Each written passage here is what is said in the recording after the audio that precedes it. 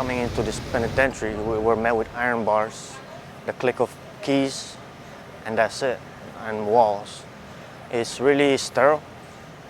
And once you encounter going into the big blocks, the housing units, you are met with more bars, noises, just solid concrete. And there's no nature, nothing that would help kind of calm, or nothing soothing or calming about it.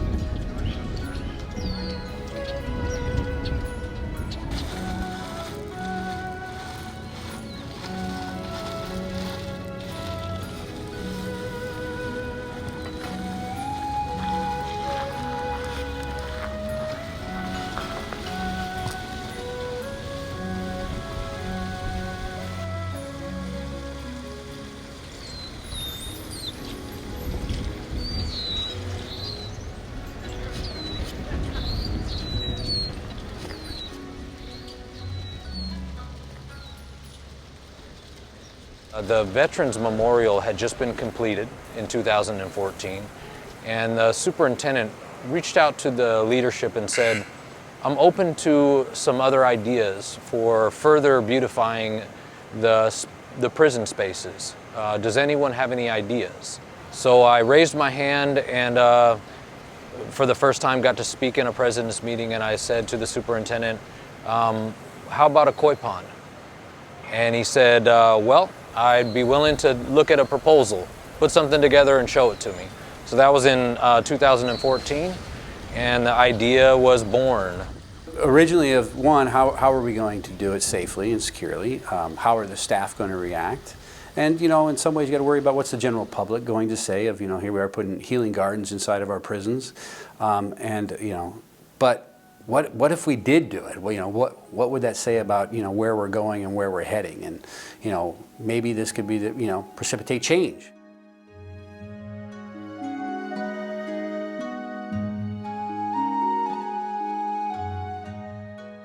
One of the discussions we had to have was who was going to fund the project. So we told the Asian Pacific Club that no state funds could go towards that. It would have to be funds raised by the club and paid for by the club, meaning every tool, every piece of fencing, every plant, everything had to be fully funded by the Asian Pacific Club. And they clearly understood that, gave us a plan of how they were going to raise the funds. We were actually pretty shocked at some of the ideas they had, and we're already starting to take classes and trying to learn how to write proposals and grants. Our staff advisor suggested that we create something that's visible and physical. We definitely have to come up with ideas that are really, really basic. So a lot of it was made out of cardboard, rolled up. We have an art department where I use some of the paints to paint the lattice, rocks, use stones, cardboards, and use green copy papers, just things, just really basic stuff. And that really, I think, inspired Hoichi Kurisu, the designer, when we first met him. It definitely brought a smile to his face, just to see the simplicity of our dreams and hope.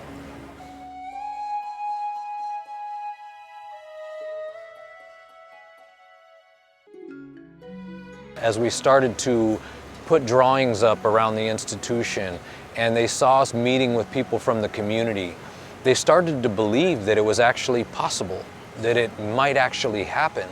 And so what started to happen was people were coming up to us on a daily basis saying, how can I help?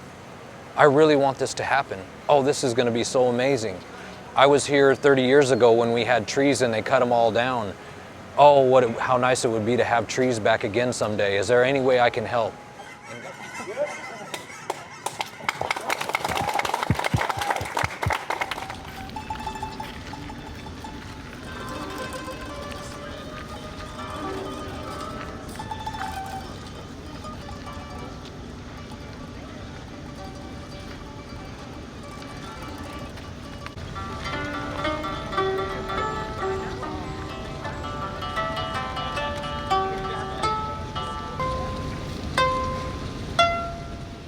You see this arrangement, different garden, they are much easier and naturally accept how humble way to nature teach you.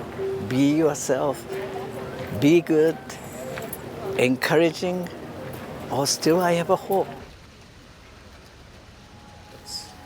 I think it helps, one, that it's there. This is the first of its kind in our, Oregon prisons.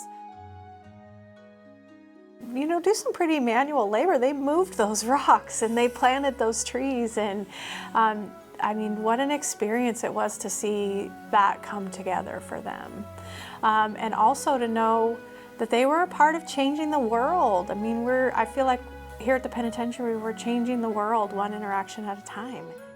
There are certain factors in that garden that, 5 years ago wouldn't have been possible. Not only the trees were put back, but this garden with a pool. It's just phenomenal, and fish and, tall trees and bamboo. And to see the first individual, when they put the trees in, there was a adult in custody, and he's sitting under a tree eating his sack of lunch on a break from work, and tears in his eyes. And the staff, first one of the assistant superintendent stops. "Are you okay?" He says, "Yeah." I said, "Well, why are you crying?" He says, "I haven't sat beneath a tree and ate a sandwich in over 20 years. And then when he came up and shared that with all of us, it was a moment for the administrative team to self-reflect of, could you imagine not ever sitting underneath a tree for 20 years eating a sandwich? And then it started making us all think of, if all of our vacations, we all talked about, hey, what do you do on vacation? Oh, I like to hike. And myself, I like to go to the beach. And we all said, every one of us described an event that happened in nature and our appreciation of nature and beauty.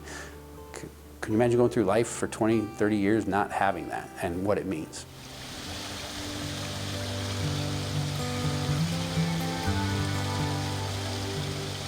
It's definitely a transitioning, not only amongst the adults in custody, but the staff as well. How we're starting to be more pro-social, how we're starting to work together, not against each other.